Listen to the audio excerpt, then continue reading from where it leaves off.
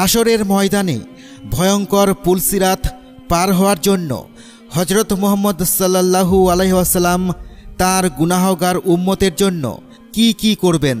পুলসিরাত পার হওয়ার সময় মহান আল্লাহ তাআলা কি প্রশ্ন করবেন?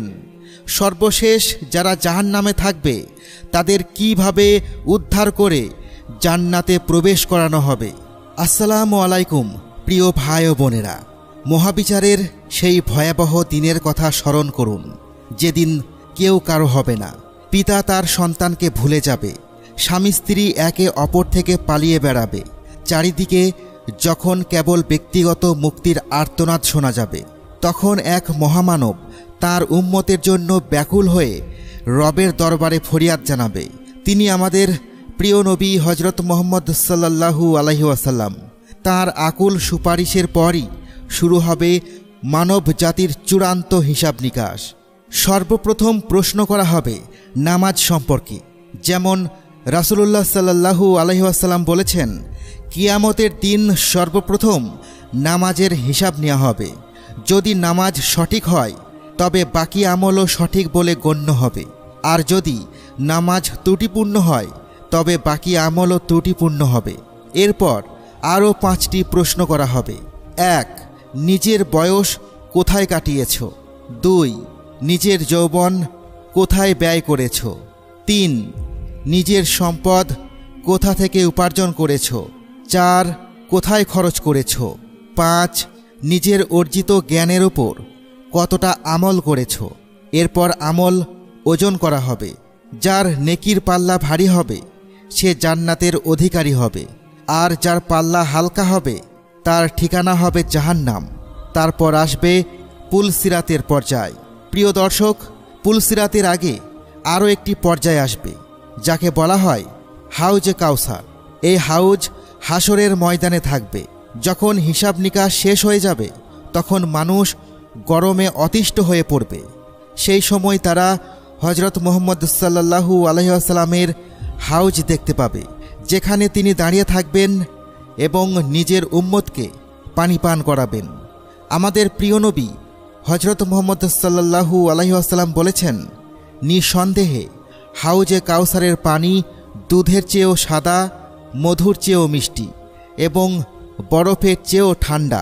এর সুগন্ধ কস্তুরীর চেয়েও উত্তম এবং এর কাছে রাখা পানপাত্রগুলো আকাশের তারার সংখ্যার চেয়েও বেশি। যে ব্যক্তি এর থেকে একবার পান করবে সে আর কখনো তৃষ্ণার্ত হবে না। বর্ণনায় এসেছে যে নেককার ব্যক্তিরা পুলসিরাত পার হওয়ার আগেই হাউজে কাউসার থেকে পানি পান করবে। হাউজে কাউসারের পর আসে পুলসিরাতের সেতু। পুলসিরাত এমন একটি সেতু যা প্রত্যেক মানুষকে জান্নাতে প্রবেশের জন্য পার হতে হবে। এই সেতু জাহান্নামের উপর স্থাপন করা হবে, যা চুলের চেয়েও চিকন এবং তরবারির চেয়েও ধারালো হবে। হজরত আবু সাঈদ খুদরি রাদিয়াল্লাহু তাআলা আনহু থেকে বর্ণিত আছে যে রাসূলুল্লাহ সাল্লাল্লাহু আলাইহি ওয়াসাল্লামকে জিজ্ঞাসা করা হয়েছিল, ইয়া রাসূলুল্লাহ, পুলসিরাত কেমন হবে? তিনি উত্তরে বলেন, সেটি হবে একটি পিচ্ছিল জায়গা, সেখানে কাঁটা ও আকড়া থাকবে। মুমিনরা সেই পুল পার হবে, কিন্তু সবার গতি হবে ভিন্ন ভিন্ন। কেউ চোখের পলকে পার হবে, কেউ বিদ্যুতের গতিতে, কেউ পাখির মতো, কেউ ঘোড়ার মতো, আর কেউ উটের মতো। তাদের গতির এই পার্থক্য হবে তাদের আমলের কারণে। কিছু লোক সহজে জাহান্নাম থেকে বেঁচে পার হয়ে যাবে, কিছু লোক আহত হবে কিন্তু পার হয়ে যাবে, আর কিছু লোক আহত হয়ে জাহান্নামে পড়ে যাবে।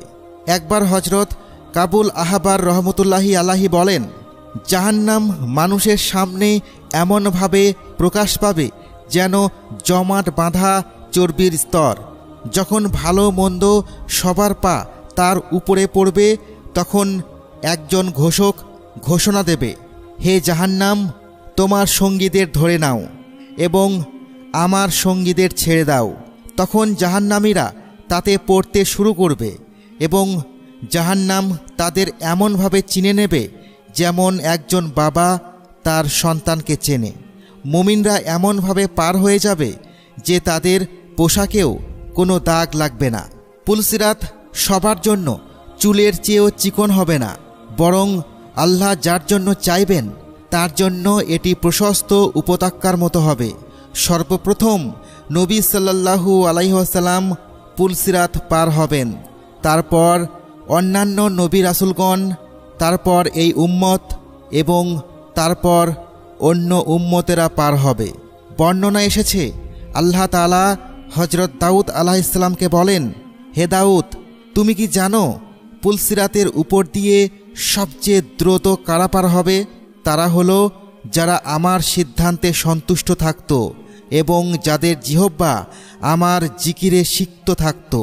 আমাদের প্রিয় নবী সাল্লাল্লাহু আলাইহি ওয়াসাল্লামের শান এমনই যে তিনি তার উম্মতের জন্য সর্বদা চিন্তিত থাকেন। দুনিয়াতেও তিনি উম্মতের জন্য দোয়া করেছেন এবং কিয়ামতের দিনেও যখন সবাই নিজের প্রাণের চিন্তায় থাকবে তখন তিনি নিজের উম্মতের নিরাপত্তার জন্য দোয়া করতে থাকবেন। রাসূল সাল্লাল্লাহু আলাইহি ওয়াসাল্লামের বাণী, তোমাদের নবী পুলসিরাতে দাঁড়িয়ে রব্বি সাল্লিম বলে দোয়া করতে থাকবে। ফেরেশতারাও আর্জ করবে, হে আল্লাহ, শান্তিতে পার করে দিন। এটাই তো সেই মহান মর্যাদা যা আল্লাহ তার প্রিয় হাবিব সাল্লাল্লাহু আলাইহি ওয়াসাল্লামকে দান করেছেন। তিনি সাক্ষাৎ রহমত এবং শাফিউল আজম, মানে সর্বশ্রেষ্ঠ সুপারিশকারী। সত্য এটাই যে তার দোয়া না থাকলে কেউ পুলসিরাত পার হতে পারত না। প্রিয় দর্শক, যারা নিজেদের পাপের কারণে জাহান্নামে যাবে তারা সেখানে কিছু সময় কঠোর শাস্তি ভোগ করবে।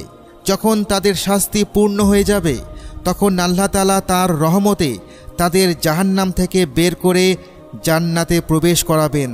হযরত আবু সাঈদ খুদরি রাদিয়াল্লাহু তাআলা আনহু বর্ণনা করেন যে রাসূলুল্লাহ সাল্লাল্লাহু আলাইহি ওয়াসাল্লাম বলেছেন, জান্নাতীদের মধ্যে সর্বনিম্ন স্তরের ব্যক্তির অবস্থা এমন হবে যে আল্লাহ তার মুখ জাহান্নাম থেকে জান্নাতের দিকে ঘুরিয়ে দেবেন।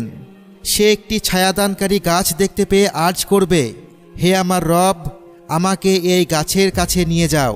আল্লাহ তাকে সেখানে পৌঁছে দেবেন।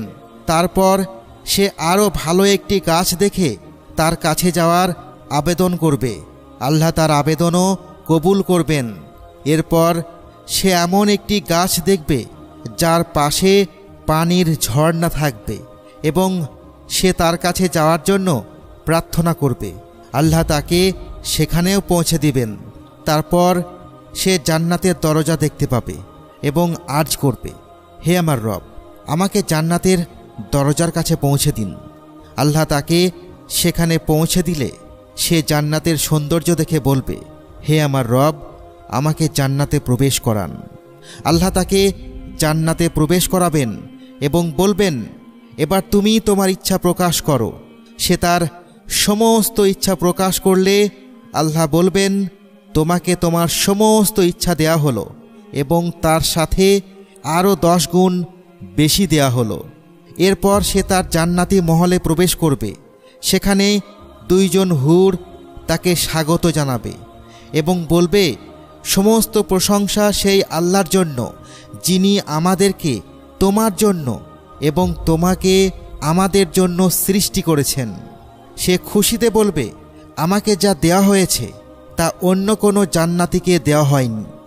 পরিশেষে আমি আল্লাহর কাছে দোয়া করি, আল্লাহ যেন আমাদের জাহান্নামের আগুন থেকে রক্ষা করেন এবং জান্নাতে প্রবেশ করান। আমিন।